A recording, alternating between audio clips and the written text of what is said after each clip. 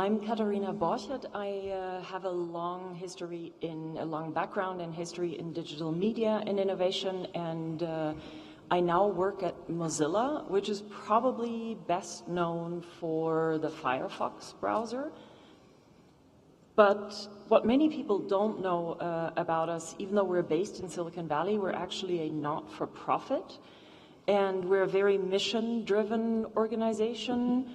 And our main aim is to support the open internet and empower people to design their online life and to stay safe and protected on the internet. Good day, everyone. Armen Arugian, founding CEO of Foundation for Armenian Science and Technology. I'm by way of Los Angeles. For many years, I've been involved in innovation and entrepreneurship. Actually, I was in Rwanda for First Transform Africa in 2013 as the founder and CEO of ASCO International, a platform for young entrepreneurs around the world with programs at the UN headquarters in New York and Washington, D.C. at the World Bank headquarters. Now, as the CEO of Foundation for Armenian Science and Technology, our mission is to produce an ecosystem that drives scientific advancement and technological innovation in Armenia and beyond. We focus on 4 scientific verticals: data sciences, under which we look at artificial intelligence, machine learning, anything that has to do with data, modeling, simulation, analytics. And then another one is biotechnology. We're also looking at advanced materials and quantum physics. We're looking to how we can explore some collaboration with Rwanda and, through our cooperation with Rwanda, expand our programs in East Africa and beyond. I'm Ali Parsa. I'm the CEO of Babylon. We created Babylon with a single ambition of how do you make healthcare accessible, affordable, to put it in the hands of every human being on earth. We've done so by creating a digital-first model of delivery that delivers most of the healthcare most people need on devices they already have, the mobile phones. We do so by using artificial intelligence first, where people can check their symptoms, see what is probably wrong with them. If they necessarily need to see a doctor, they connect immediately on their mobile phone, either on video or on voice with a doctor. And 1 in 10 times when they need to see somebody physically, they go to a physical clinic. We do so in countries as wide as United States, Canada, and United Kingdom, but also in Rwanda. For instance, in London, we do 5% of primary care of anybody below the age of 40 for the National Health Service in UK. But in Rwanda also, we have done almost 500,000 consultations, 2 million registered members. We look after very large sections of the population where we provide primary care on people's mobile within minutes. Excellent. Hi, my name is Sina Lawson. I'm the Post-Digital Economy and Tech Innovation Minister of Togo. So the Tech Innovation Department is fairly recent, and so I'm very happy to be here today because I hope to learn quite a bit from innovation and see how we can engage this conversation with the private sector. And remember, I have a lot of questions for you, yeah? Yeah. Okay, so this space has been, there's been a lot of activities around innovation, and the ecosystem has been growing. There's been a lot of activities around the ecosystem as well. If I give you just quick stats on this is from a GSMA. When I was doing the research, I actually discovered Katharina has a dog called Carla. But there are 442 tech hubs in the continent. These are in about 93 countries. 93 cities in 42 countries. This is a jump of about 50% from 2016. This report was done last year. So you can see there's a lot of activities. So then the biggest problem I think that people see is there's a lot of little initiatives happening everywhere. and everybody doing their own thing somewhere in a corner, and we're not talking to each other. So the question is, how can we forge a united, focused ecosystem in Africa? Anybody can take it. Okay. Well, thank you. I think it's a very interesting question because it's for us that are working in the telco industry. We believe that we need to put in place the infrastructure to allow inter-Africa regional and even regional knowledge transfer and communication. For instance, I'll give you an example. I'm from Senegal. We have Mali right next door, which is a landlocked country. So there is no submarine cable landing in Mali, but in Senegal we at least have two. I have a company, a telco company based in Mali, who calls me and tell me they want capacity. But there is a difference between the borders of Senegal and Mali of 60 kilometers. That last mile is the only reason I still haven't sold this client capacity. So we need to make sure that we are interconnected, first of all. We need to figure out a way. In Senegal, we did it. The government has invested in 4,000 kilometers of fiber. And today, when I took my license, I didn't have to come and build a fiber infra. I just did co-location with the government agency that was in charge of it, and I had access automatically to 4,000 kilometers of fiber. So that's interconnected at the technical, physical level. Exactly. And how about at the stakeholder level? That's where... Exactly. So what happened is now when you start doing business with Africa, with Mali, with Guinea, this is how we get connected on a stakeholder level, because we are forced now to do business with each other. We are forced now to exchange products, goods, and services, and this will force us to basically change the legal framework to allow us to be able to talk to each other, to remain in contact. And I think that's what it's not. Maybe it might sound odd, but I think it starts with the connectivity, the physical infrastructure. Honorable Sine? Just to add up on this, I think that the top priority project for Smart Africa is to make sure that there is a single African network interconnecting all the, infrastructure throughout Africa. So I think that governments have learned from that. We're very involved in making sure that all our networks are going to be interconnected at the continental level. So we're working on it. That's great. But how do we bring startups into this whole thing? Because you have startups who are doing amazing work. Yeah. So from a government perspective, I guess that it's about building this network. So I'm not talking about infrastructure necessarily, but if you have so many startups, we need to create a network of tech hubs throughout Africa. And I think that it does exist in some regions. So you have in Eastern Africa, for example, you have a network of Eastern African startups. In Western Africa, also you have networks of French-speaking tech hubs, of English-speaking tech hubs. It's just about creating networks, because we just need to be able to exchange ideas and to be able to know what is happening where. And I think, Ali, yeah, go ahead, please. And I think that besides the actual physical connection and connectivity, there's a big policy implication to this. I grew up in Germany, so I can only invite you to learn from the failures of the European Union. We're still debating the single digital market in Europe. And when you have such a cluster of smaller countries, it is so incredibly difficult for entrepreneurs to scale their business and bring it into all the different countries if they basically have to set up a different company, learn taxation, learn labor law, learn regulation. in every single country. And that is where markets like the US or China, that are just a unified market and really, really large by nature, have such advantages and can develop dominance so much more easily. Ali, you're an entrepreneur.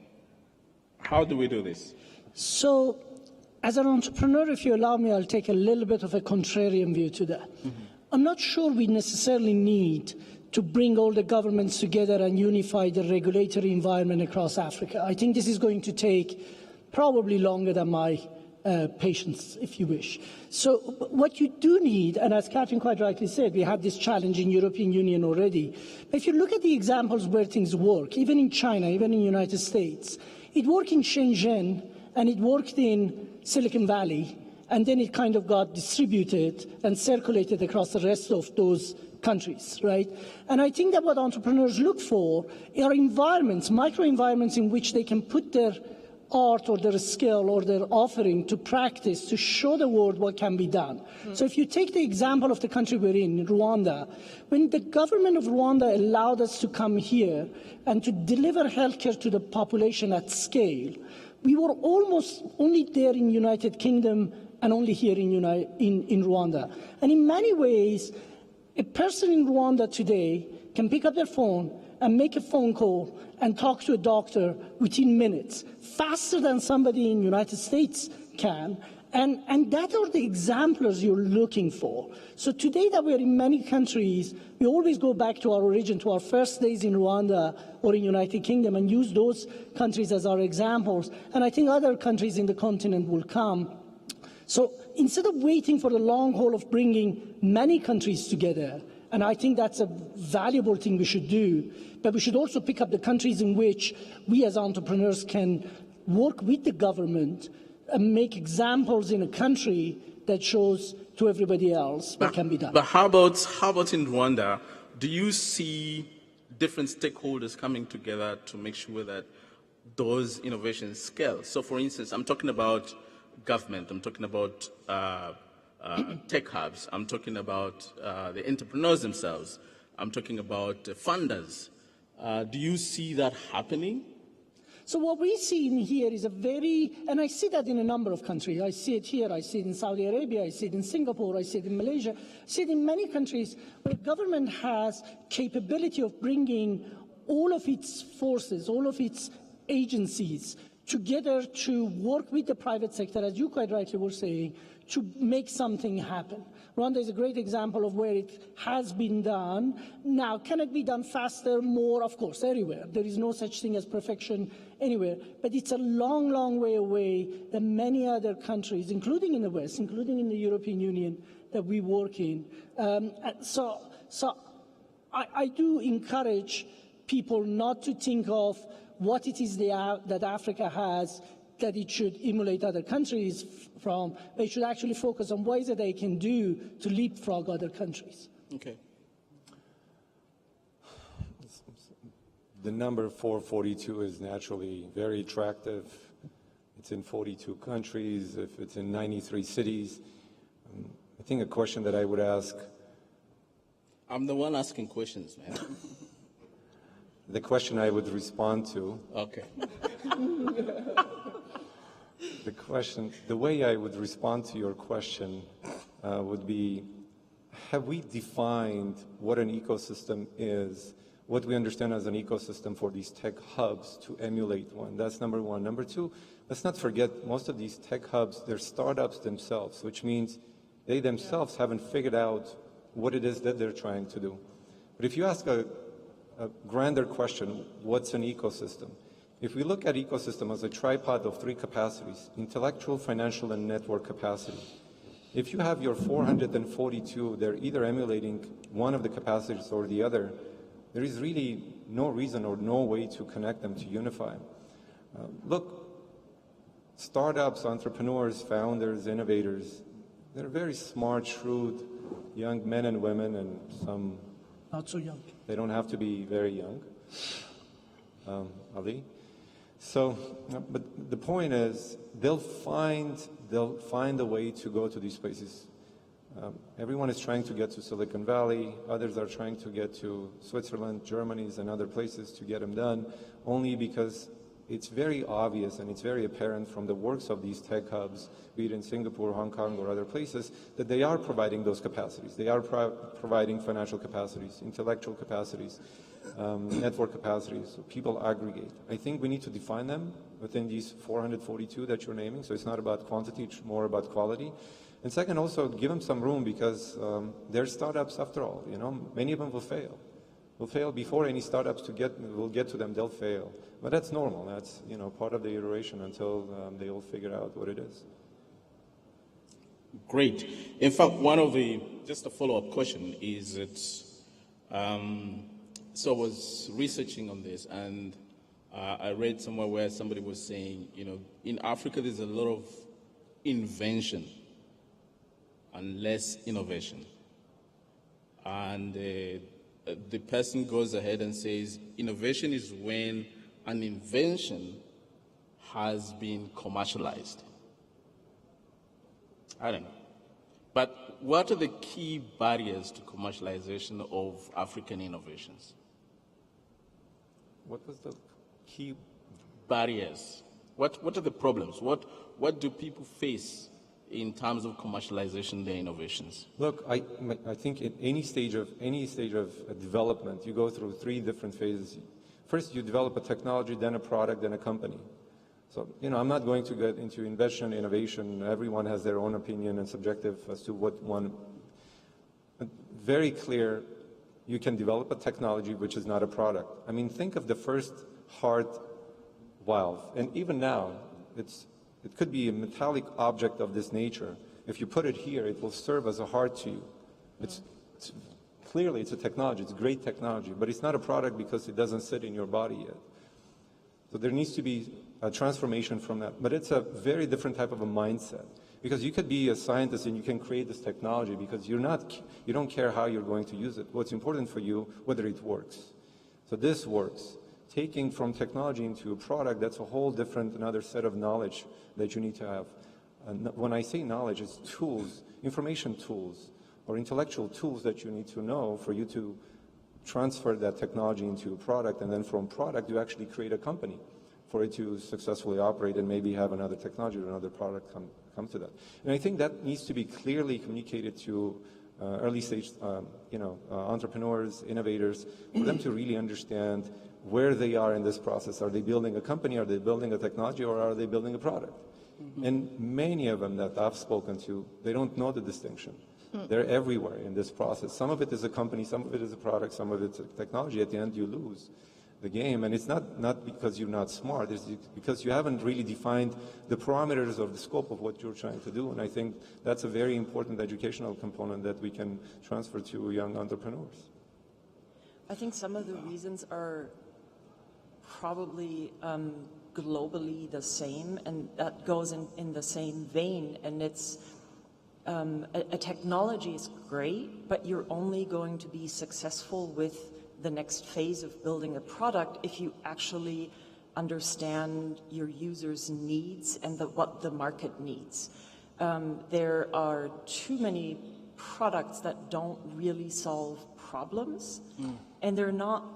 They might have like a short hype cycle, but they're not going to survive. They're not going to become large companies because they don't actually make life better, solve a particular user need. And I think that is a very universal problem, and that is one of the many reasons why so many startups globally fail. I think the advantage that markets like the US have is that you have a lot more money to fail. But I think it's also a culture that allows you to fail and start over again, that emphasizes the learning and not the failing. And you probably also have a better infrastructure in terms of role models, mentors, people you can reach out to and ask for advice in a market where you need to iterate really, really fast. Nobody gets it right the first time. Mm-hmm. Yeah, I think you guys are all right. Building a startup, it's very complicated, and most of the time, 99% fail. before they see the day. Sometimes there is startups where it's a marathon. You have to keep injecting cash until, and sometimes a lot of these startups, they run out of money. And in Africa, that's one of the biggest challenge is where to find money that's going to keep flowing. I think we all watch, some of us watch Shark Tanks. We see all the times people come up with products, not companies. I mean, a product that's going to last maybe 2 TV sequence on QVC, but building a company, it takes endurance. It's more of a mental state than even degrees. It's not even about going to Harvard and Stanford. It's literally, can you sustain it? Can you sustain everything that comes with it? Startups aren't easy, and people tend to really give up early. A lot of time, what we're seeing here in Africa is people are building startups just for like small communities. Where in Silicon Valley, they're building products, services for the world.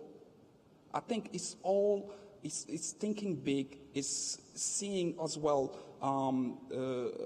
what has been done. When you take, for instance, in Southeast Asia, right? Recently, there was a company that's called Grab, right? That acquired the operation of Uber in Southeast Asia. So you have a local company that actually took this Bahamas. So for me, we understand our country better than anybody. We Africans, we need to build these products and we need to sustain it, but funding has to come. Funding. So Abdi, you know, I can see the passion and the pain that you've gone to build your company. But you see, when I speak to investors, they tell me that there's so much money, but there's no good places to put that money in Africa. Yeah, so they always have these envelopes. Every time you ask them, oh, there is money here. But there is so many constraints to getting the money that, you know, you will not find one business plan that can take that money, that can cash that money out. So I think the problem here is we need to find a way to allow people to fail and learn from their failure. But I don't think a banker will listen to me on that. But I think that's what it is. There is this this state of mind to where we think you cannot fail. You just have to win. No, you have to learn from your failure, and that's how you build a sustainable company. I would like to. Oh, sorry. Go ahead. Oh, no, Your Excellency. So of course, for governments, we must act as an enabler and create frameworks for these entrepreneurs. But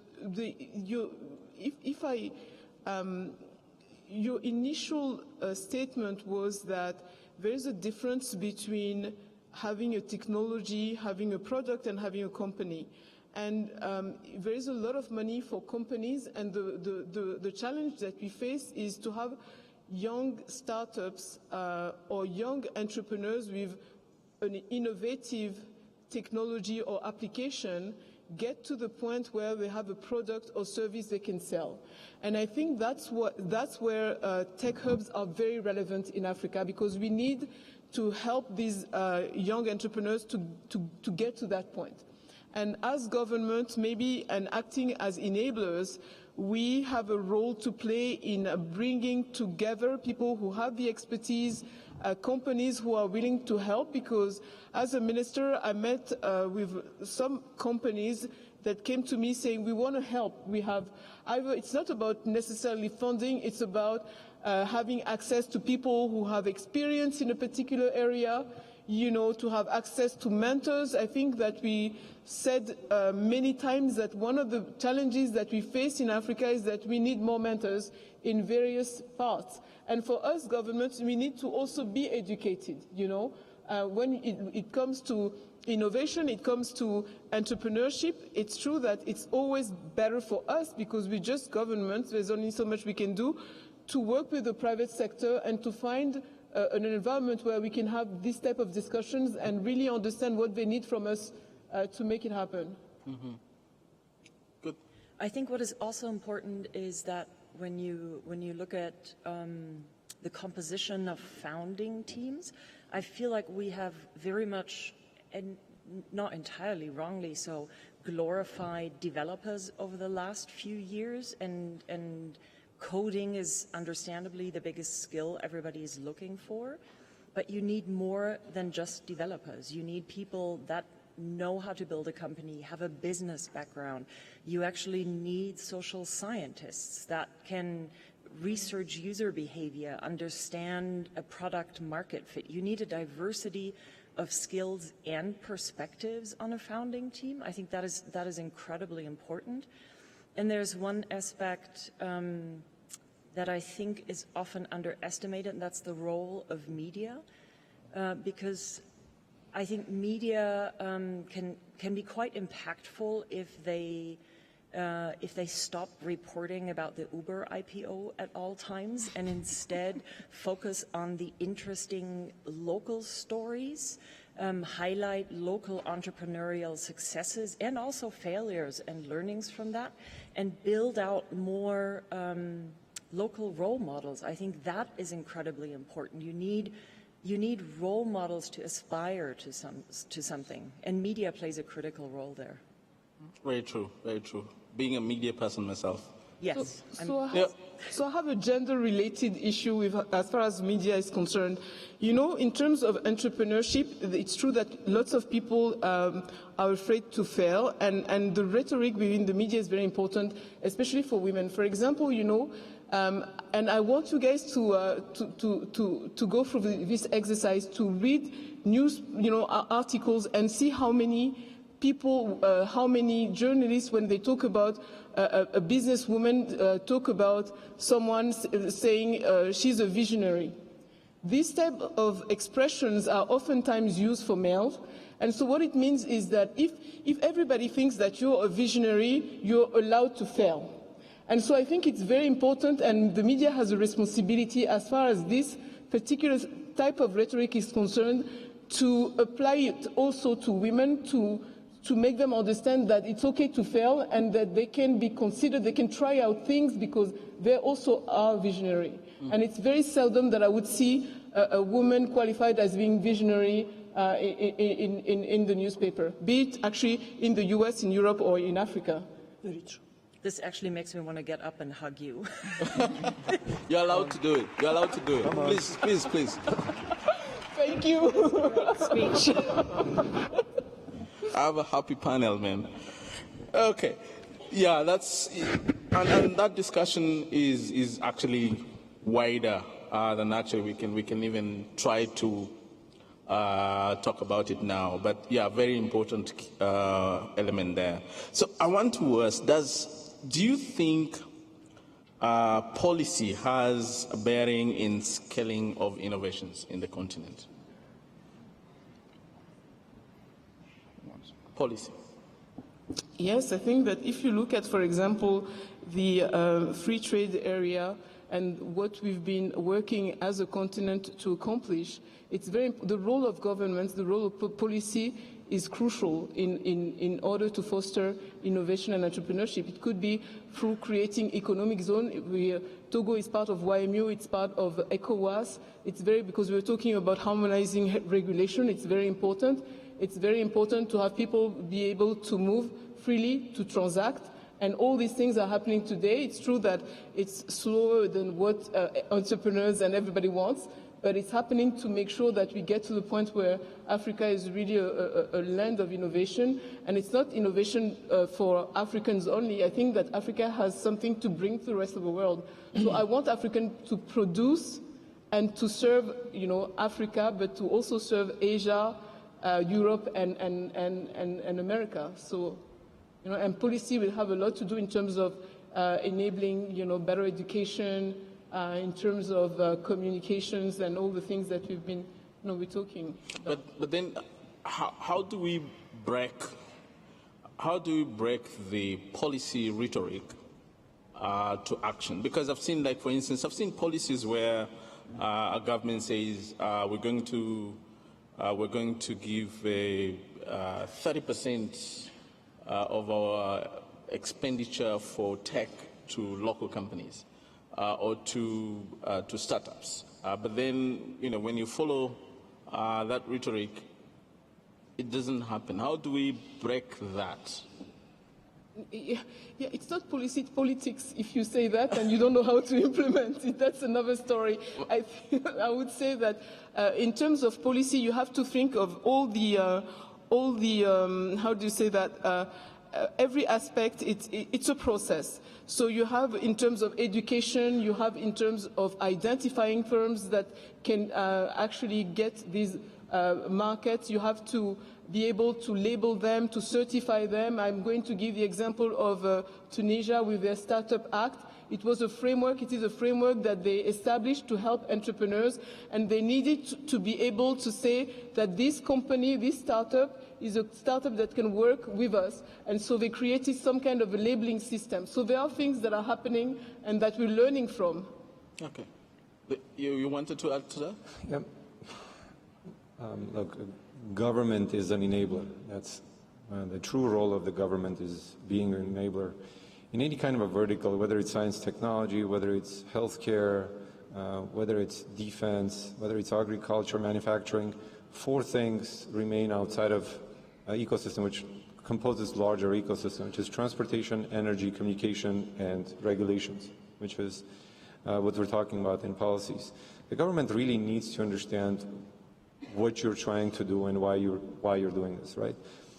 What government communicates to people, not only to its citizens, especially today when the world is a large village, it's what can I do for you capacity? What is it am I doing for you? Your policies need to be very clear. If you're saying, look, I'll give you a free tax haven for the next 5 years if you bring your intellectual capacity into my environment, because my communities are going to benefit. That needs to be clearly understood on the side of the government. Then implementation would be easy. But if you're just trying to copy what they do in Singapore or what they're doing in other clusters, you're bound to fail because you really don't understand the prescription of it. And it's very important for you to understand the prescription. Once you understand that, implementation will come, and the entrepreneur or the startup or the innovator on the other side will clearly understand what you're trying to do. I think that partnership, which needs to be clearly described. And just one last thing here. Look, government is people. That's all it is, which means they're flawed, they need to be educated, they may lack insight. Sometimes we feel that if you're in government, that's it, you know everything. Now we can't help you by helping you be educated in some ways, because you're a minister, you're a prime minister, you're a president. We forget that they're people like you and I. They may lack information. It's not because they mean not well, it's just because they just lack that information. So we need to come up and educate, and we say, look, your policies are the way you communicate your partnership, your marriage with your citizen, with your entrepreneur, but also of a global citizen. And I think that just slight adjustment will change a lot. Yeah, go ahead. I think there is a step before policy, and policy absolutely matters. But there is a step before policy, and that is the vision. Where we see a government works, it's not so much necessarily for a singular policy here or there, but it's where there is a vision that they're going to implement, and they have the time and the capacity to do so. So when you look at Singapore, Singapore had a vision that was established decades ago, had a leadership that stayed in power for decades to implement it, and it did so consistently and persistently. Nothing happened overnight, but year after year, decade after decade, we saw the results. We're seeing it in China, we saw it in the 19th century United States, different places, different times. And I think there are many countries that are trying to do that. But so as entrepreneurs, when we look at where we go, because it's absolutely true what was just said, we look for individuals, for leaders we can identify with, and visions that we can buy into and believe that our investment into that country is in line with the journey that that country is taking. So I think policies are less important than a vision and a leadership people can identify with and buy into, because policies can be changed, can come and go, but it's that leadership, and then is a persistence education and training of its cadres to implement that. But I think on the entrepreneur side, we also have to be realistic. Countries, like human beings, governments, we all, companies, have good and have bad, take 2 steps forward, sometimes 1 step back, and it's like a family. In everything, you need to take it as it comes and be patient to stay over the long term. If your patience is too short and you want everything handed to you over a silver plate, good luck. I haven't seen it anywhere in the world. But if you are patient and you're prepared to work in partnership to achieve not what you want, but what the country's objectives are, then I think that I have not found that many countries that in the long term won't prove to be a wonderful partner. My minister wants to say something. Yes, I want to say something, because in setting aside some markets for entrepreneurs, it's not about setting aside markets for tech entrepreneurs. It's about saying that we want to make sure that we can, we give access to startups, young people, and sometimes female entrepreneurs. And the way that we do it, for example, in Togo, is that we ask them to partner with larger companies. So the company would win the bid, and they would come with maybe 20% of the market, and they would be the ones selecting, the companies, the startups, the entrepreneurs they want to work with. Mm-hmm. So they go through their own vetting system, which is very important, because you also want to preserve the quality of the result. And I think that, so there are ways to make it happen. It shouldn't be just about saying it. It should be about making sure that during the process is very methodical to make sure that you get the result you want to get. Okay.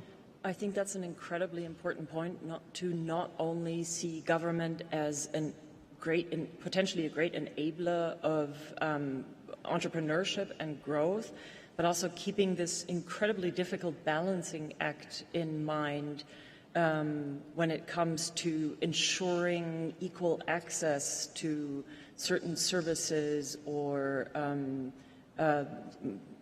certain government support. And there's also this balancing act in enabling innovation and completely new technologies and products, while at the same time and that is the difficult part, we basically require politicians to have some kind of foresight and understand and think through often unintended consequences of technology and keep their citizens safe from that in areas that we have oftentimes failed in the past around privacy, data protection. Just as one example, cybersecurity. There are so many issues where really you have to balance both. Mm-hmm.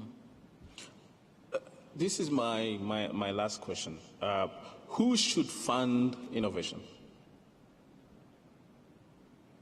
Is it the entrepreneur? Is it government? Is it the university? Who is the right?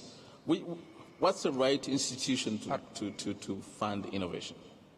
Honestly, I don't think it's government roles. It's both. It's a public-private partnership that will allow entrepreneurship to flourish. If you take for example, the U.S., what they were able to do by creating the ecosystem that allows Silicon Valley to where it's at right now is because government created the ecosystem, and the private sector comes in and inject the necessary, whether it's funding or it's knowledge or it's capacity of different type. I think it's very important for us to understand that the role of government is to enable.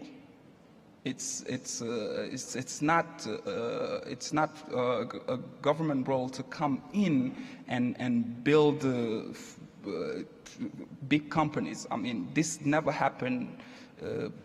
Maybe the China I would say, version is a bit different, because what they're doing, though, is they injecting a lot of money into private companies. They allow this, and I read this book where it talks about the government of China, how they were able to literally build the big companies by allowing government to invest in it. And I think that's one thing that we need to do a bit more here in Africa. We need to, in Senegal, for instance, we have sovereign funds. We have a fund called FONSIS that specializes in investing and even taking part into companies, but exiting after 8 years, after the company is solid enough. And this is very important. Those are the models that we need to replicate. For me, I think, like I said, it's a partnership between government and private sector to allow this. If I may,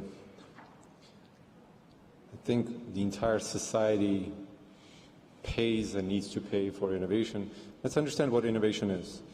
If we say innovation is education, research, and commercialization of that, I think then your communities will pay, the government will pay, as well as private sector will pay to get the innovation. Because it's a very complex process. Innovation is not one thing. I bet if we interview everyone in the audience of what innovation is, we're going to get 1,000 different responses as to what it is. But these three things will not change in any type of innovation that you do. There's going to be a part that's going to be related to education. There's going to be a part that's going to be related to research. And then if it's an innovation and has an impact, then commercialization is going to come into this. I think we all pay for it, including the consumer at the end.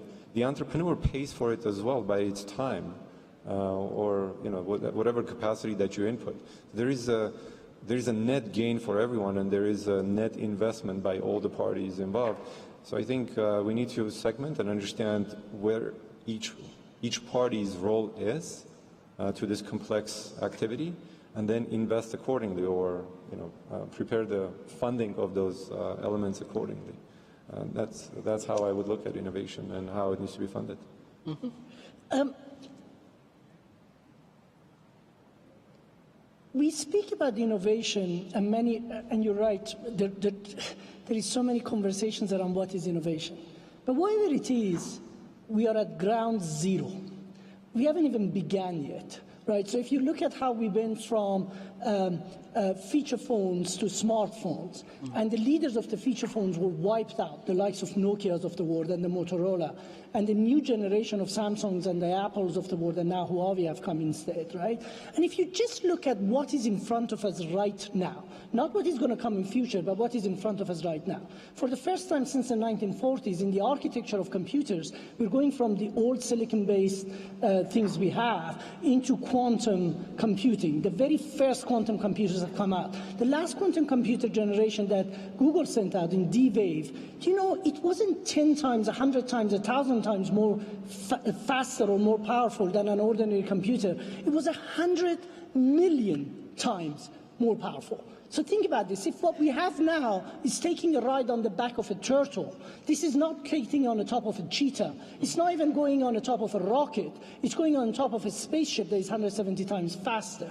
If you think about 4G's transfer to the 5G, we are going from something that is like a bicycle to something that is a supersonic jet. It's 100 times faster than 4G. If you look at the movement from predictive analytics in AI to prescriptive analytics, where we cannot just tell you now what you can do, but how it's going to happen, when it's going to happen, in what format it's going to happen. You look at augmented reality and how our vision is going to change and the presentation of reality is going to change. Even today, we are in a time of a leapfrog in technology happening now. And I would not say whoever did badly in the last round will necessarily would do badly in the next round. And as you think about innovation and as a bad thing, my only point is don't worry about the 10% of the world that exists now. if the law of the Moore's law of innovation is true, that whatever we know today is only half of what we know in 18 months' time, that means whatever we know today is only 10% of what we know in 10 years' time. In 10 years' time, 90% of our knowledge is going to be invented in the next 10 years. Let's focus on that. Those who focus on that, they're the winners of tomorrow, not those who focus too much on the past. And in that, in having a clean, almost a starting base that Africa has, in healthcare, for instance, in my field, in education, Africa has the opportunity to do phenomenally well. But I encourage my friends and colleagues not to worry too much about what exists, but look at where the future is going to go and go to where the puck is going to be, not where it is today. That's powerful. And with that, I want to invite Ian Marsh, Director, CTO, Career Business Group at Huawei, to give us his special interventions. Ian?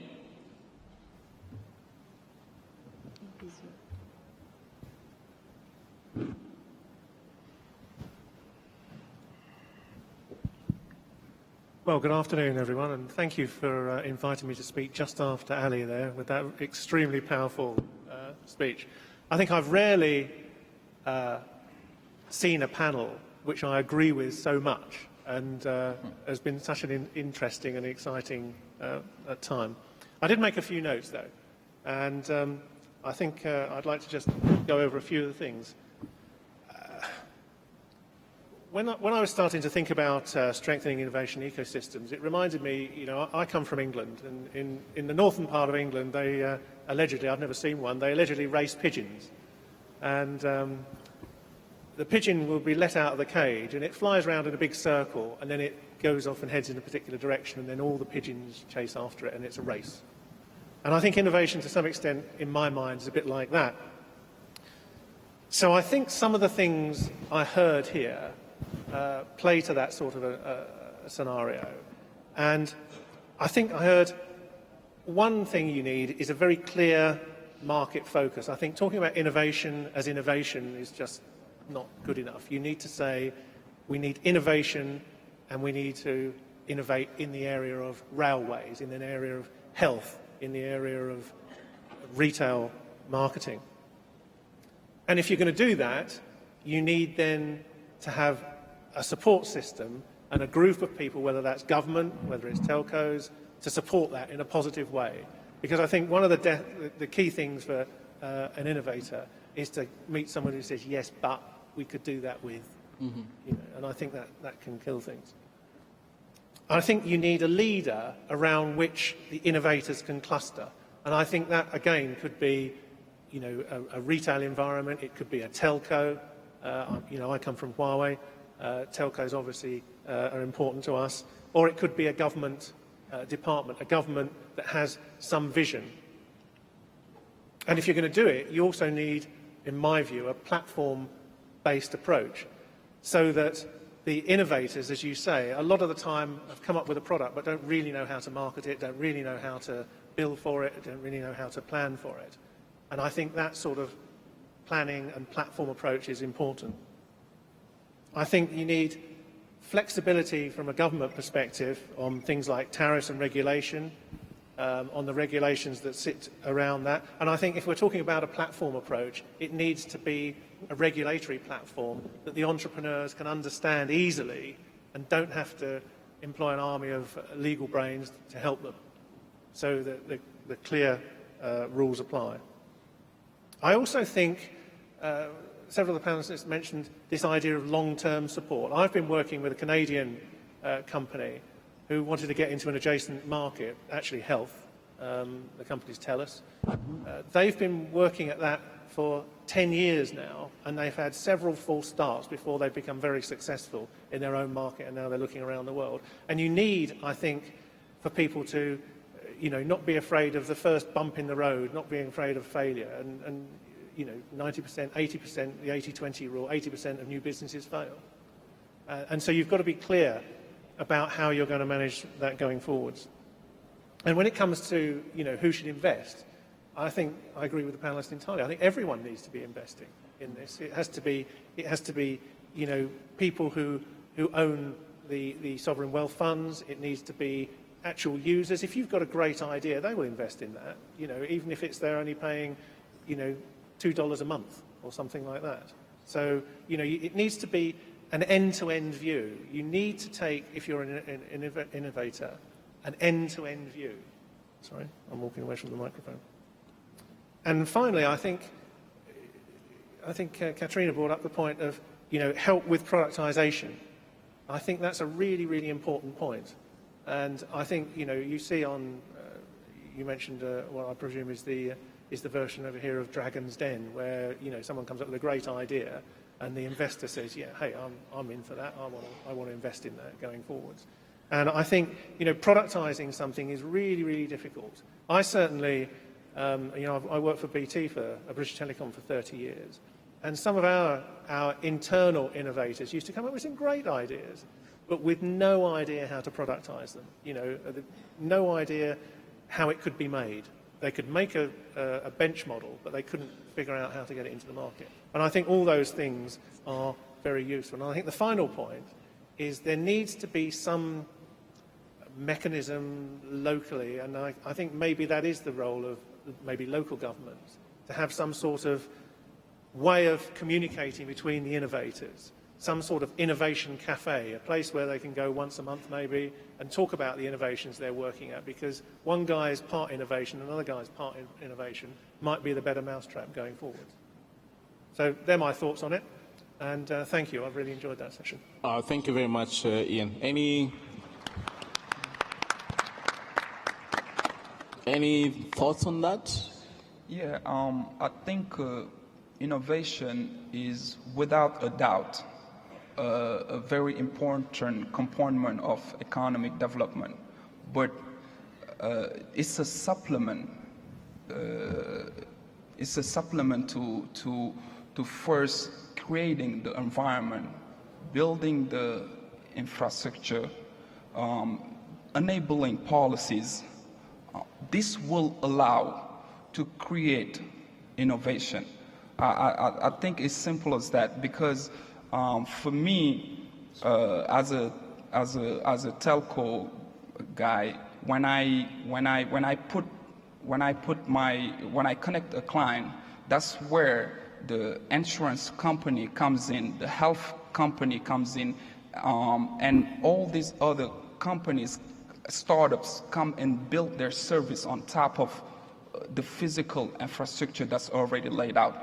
And this is one thing that countries like Kenya, they were able to do, and that's how M-Pesa was a revolution, because they were able to deploy connectivity throughout the entire country, even in the deepest, in the rural area, to allow farmers to be able to exchange, to use electronic funds, to be able to create an ecosystem, and that's how innovation comes. But like I said, it's a supplement to what there is. We need to do a lot as Africans, first of all, to build the infrastructure, to build the energy, to bring the energy to remote areas, and enabling policies to allow this to happen. Great. Anybody else, or I involve my audience? Okay, so we have a few minutes, so we can take a few questions. Anybody with a question to the panel? I can see one there. Two, there's one there. So we'll take the first three questions, then get the panel to respond to that, then we can do another round. Introduce yourself, your company, and then ask a question. Okay, good afternoon. My name is Gamaliel from Nigeria. I'm a management consultant. So I have a few questions. First, for tech hubs that attract funding, the question is, do we have like a monitor and evaluation system that helps track performance and help create the next unicorn in all sectors of the economy? That's number one. Number two is you ruled out some tech statistics. We have 442 globally. But the question is, do we also have a framework that defines the ideation system and helps develop a minimum viable product, and also addresses complex trade-off between what they want to do, whom they want to serve, and what funding is available to them. And lastly is, I don't know how many of those 442 tech hubs are in Africa. The question is, how has this been able to help Africa scale up? At the last panelist, the last session, one of the panelists said scale is rural, impact is rural. How do we ensure that the solutions that we build are rural? So beyond GDP, GDP is not food. I want to measure GDP by the number of children out of school. I want to measure GDP by the number of SMEs that can attract funding. How do we ensure that the indices by which we measure our ecosystem are more tangible and hands-on? Thank you. Those are many questions, man. Did you get all of them? No. Can you summarize those questions? Because there were many. Just like bullet point. Okay. How do we measure in actual or real terms the impact of tech hubs? Okay, that's number one. Okay. Number two? Number two is, can we have a framework that helps handhold the average tech person from ideation to creating? Okay, framework, yeah. Number three? And then number three is, considering the high level of unemployment rate in Africa, can we help narrow down hubs that are born out of problem solving than out of expediency? Okay, thank you very much. I think you got those ones. Okay. There was another question at the back, then this one here.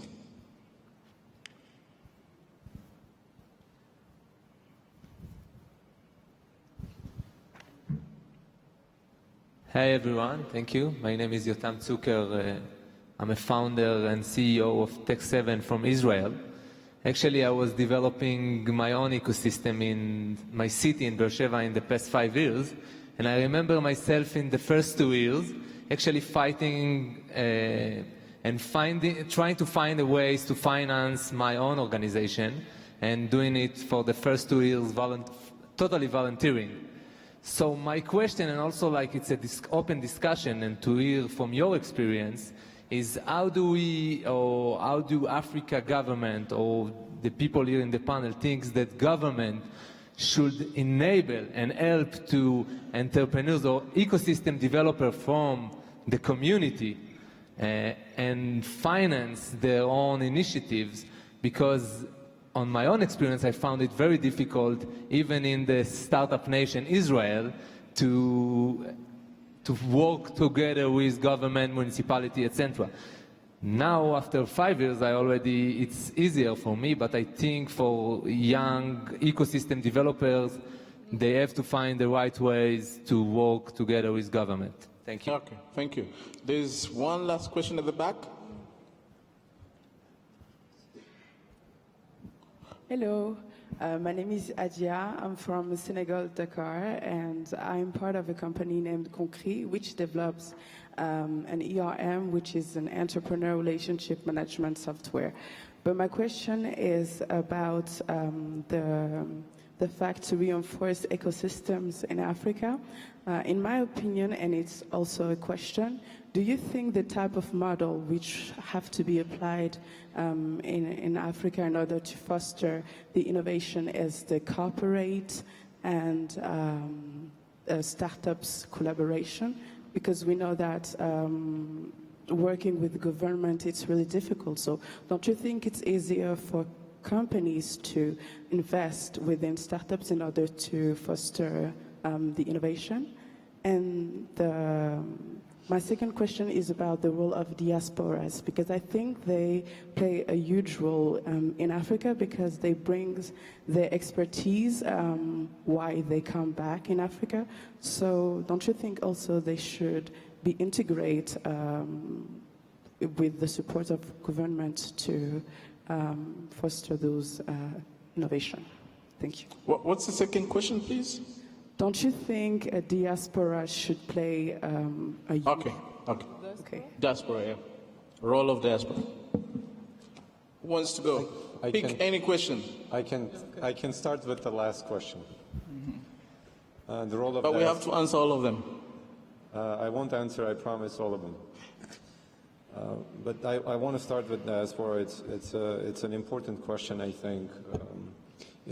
Many people here have a lot more, and earlier we were discussing, I happen to be Armenian. I happen to be actually a diaspora Armenian who recently moved to Armenia to do whatever I'm doing in the country after living 30 years in the United States. I'll tell you, it's very, very interesting. I'll give you one example to understand, kind of a value of diaspora. In Armenia, we didn't have a business angels network, and we wanted to fund small, early stage startups, early stage businesses that would require friends and family around. And many of you can relate that you don't have too many friends and family who would give you $15,000, $20,000 in developing world, especially in an underdeveloped world. So the way to overcome, we created just one rule of thumb. If there is no middle class, there is no Angels Network. I mean, you can do all sorts of studies, and there have been many studies done on where Angels Network exists, but middle class essentially supports it. So what we did different for Armenia, having 2/3 of the population Armenians living outside of Armenia, we created an Angels Network through its middle class, but which is not geographically in Armenia. So we've integrated them into this environment, and they've become major contributors to startup community and entrepreneurs in Armenia. It also includes someone like me who moved back to Armenia, and we have many of our colleagues who are doing one activity or another. So to your point, and I think my friend here from Israel can relate to that as well, because many Israelis and many Jews have moved back to Israel to support development. I don't think Startup Nation would have happened in the ways it happened if, let's say, you didn't have nearly 1 million Russian Jews move to Israel and contribute, because these were, incredibly talented scientists. So I think, whether you're in Senegal or any other place in the world, banking on your diaspora is one of the critical. It's your family.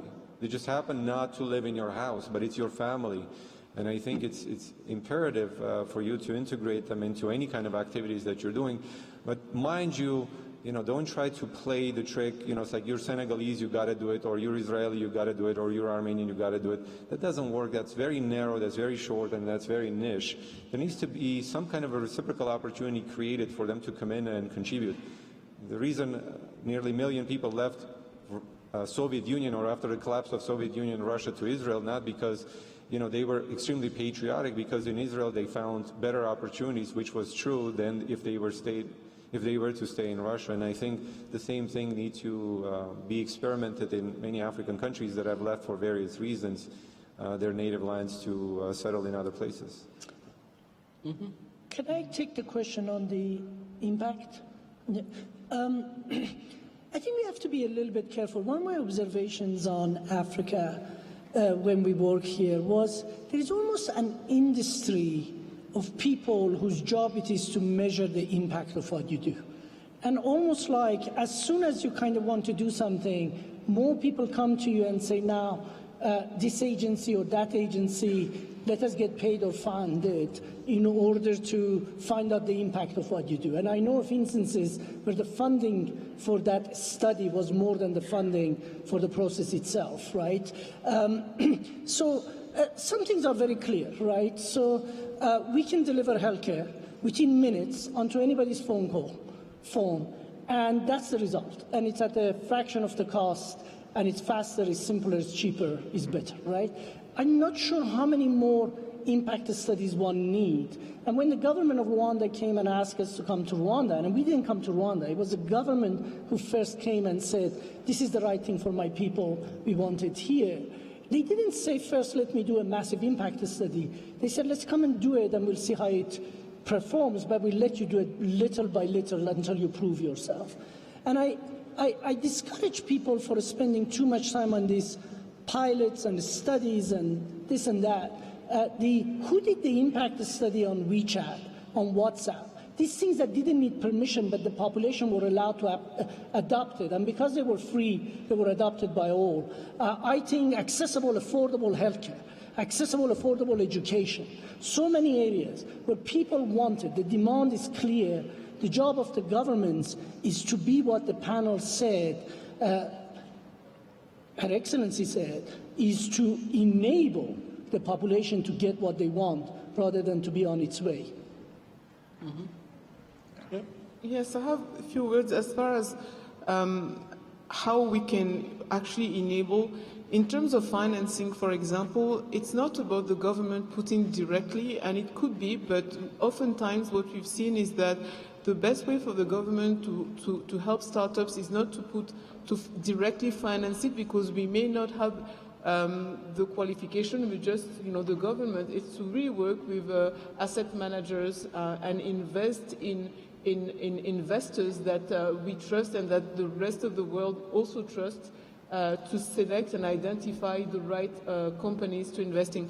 And it's true that when you're a startup company, it's very difficult to navigate within the administration. And so what we've been advocating for is to develop as much as possible one-stop shops for relationships between startups and the public sector. In terms of taxation, in terms of understanding, where subsidies are or what can be done, I think it's very important. And one of the places, the physical places that where we can locate some of these one-stop shops should be within tech hubs.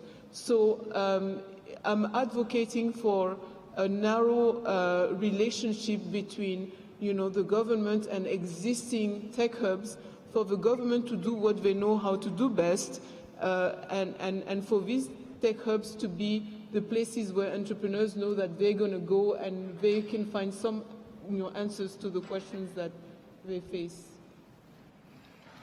I would also say that the whole regulatory environment, short of direct funding and particularly tax incentives for entrepreneurs, for investments, for growth are incredibly important in creating this ecosystem. And in different German regions, we've had quite a bit of success with small-scale government loans for very early-stage startups that would match some of the angel investor funding. So it is not solely a government fund, but there's a matching mechanism that has really helped entrepreneurs, and has also been a good instrument to build out hubs in some regions. Just to talk about the growing youth unemployment and the impact of tech hubs, I think the government has a huge role to play here, because we should look at what's being done.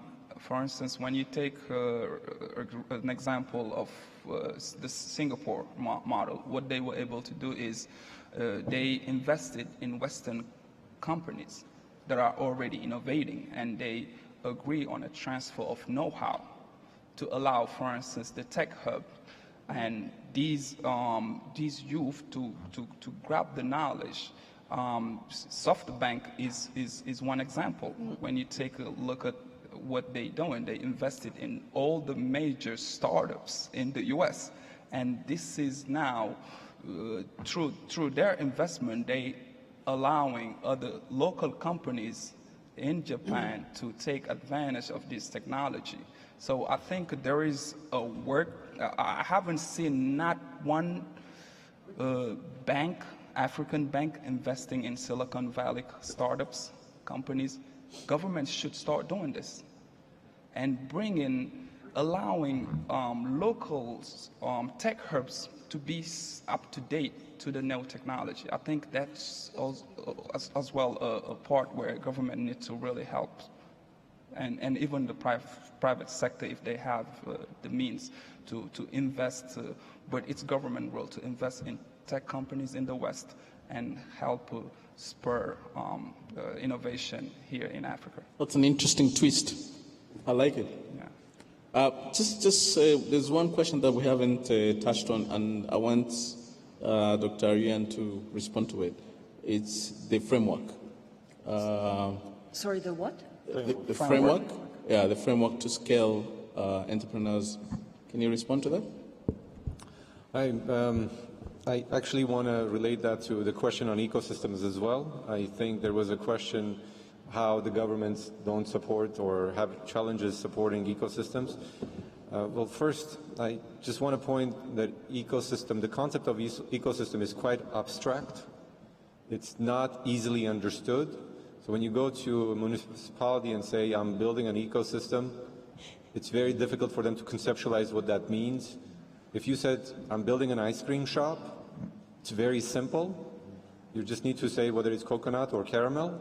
So it's a very different type of approach. But when you say an ecosystem, it makes it very complex because, again, if we interview everyone here, what ecosystem means to them, we'll get so many different responses. So there's some things that are quite abstract, and government is having challenges understanding how they can participate in that. Not that they don't want to, but then how they can participate, which is a good segue as to what kind of a framework you create for you to help entrepreneur grow, right?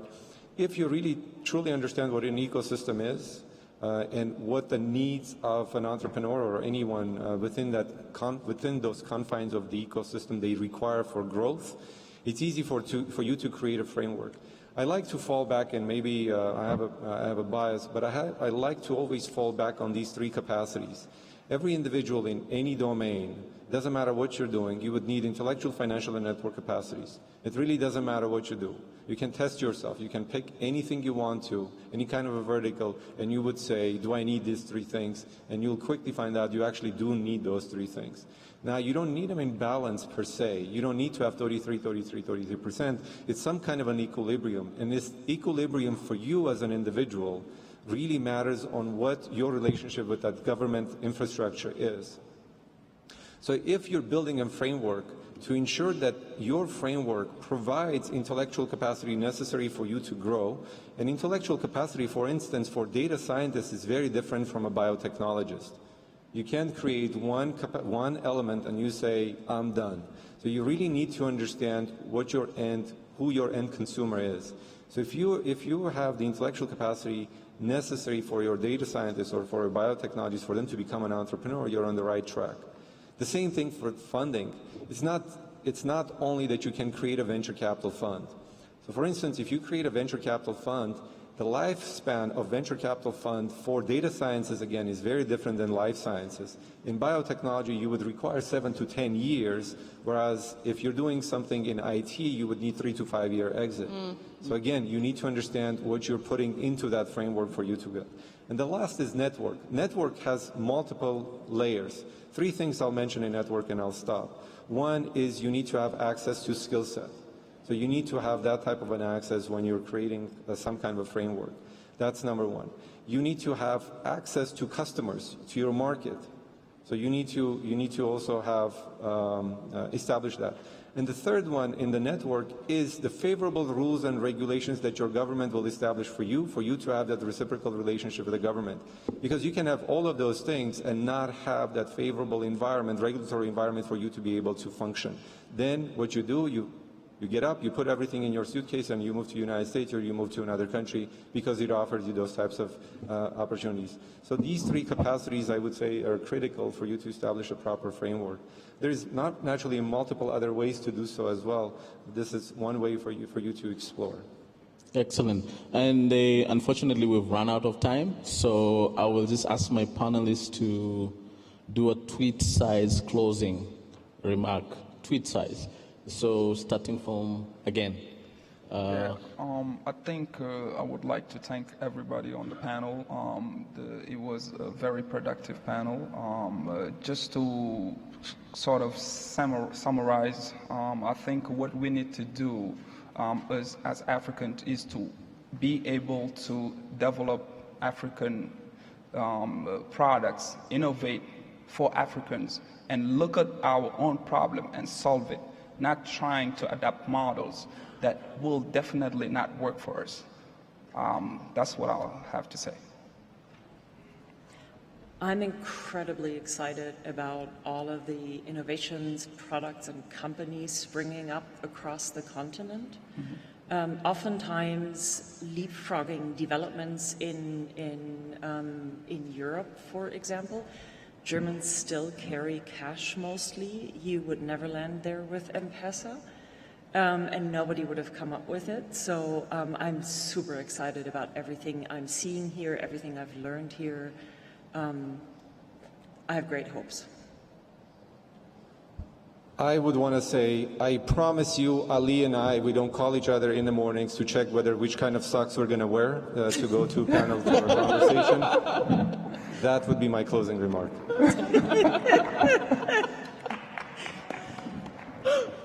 I just turned back to look at you the other day, and I saw my own face on that huge screen. And when you're as ugly as I am, you don't want to see that. But at least we may wear the same similar socks, but we don't look at all the same. I do anything to look like Armin. In Babylon, we say dream big, build fast, and be brilliant. And I think, and we did that because we were a small group of nobodies trying to get into the world's largest industry, healthcare, with very entrenched forces. And over a space of no time, 5 years, we became something in it. And I think that is true, the same. So we didn't imitate, we created our own path and our own model. And I think Africa has an incredible opportunity in a world where we are at that inflection point one more time of inventing new technologies to do so. And to do so, it only has itself to rely on. If Africa becomes a place where entrepreneurs can come, irrespective of whether they're African or they come from anywhere else. Remember, Israel brought people from everywhere. Silicon Valley brought people from everywhere. We employ people from everywhere in here, right? If Africa can become that hub, but that requires the leaders of the continent, country by country, to turn it into a place that entrepreneurship can flourish.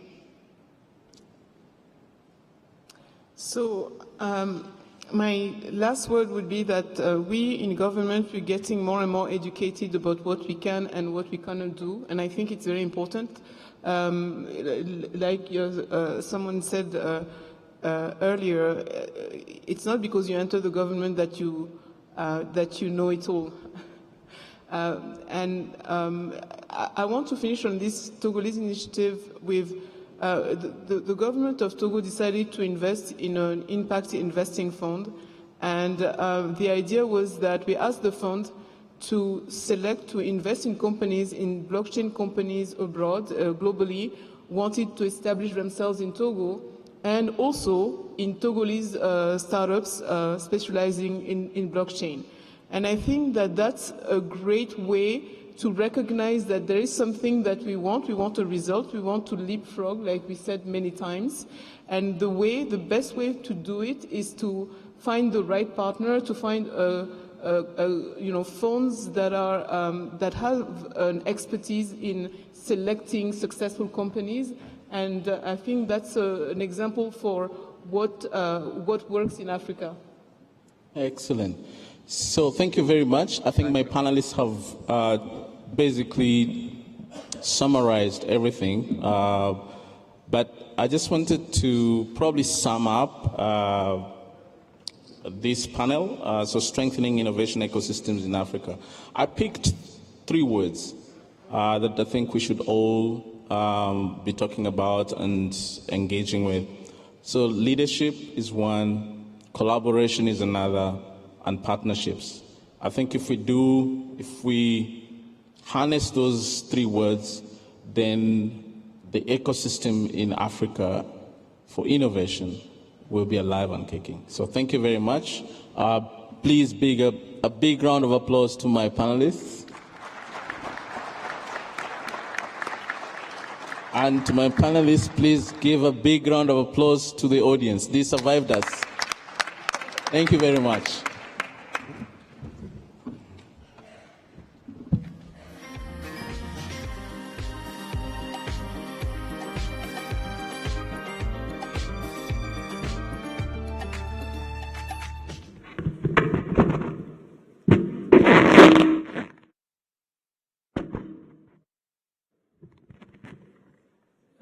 Good afternoon.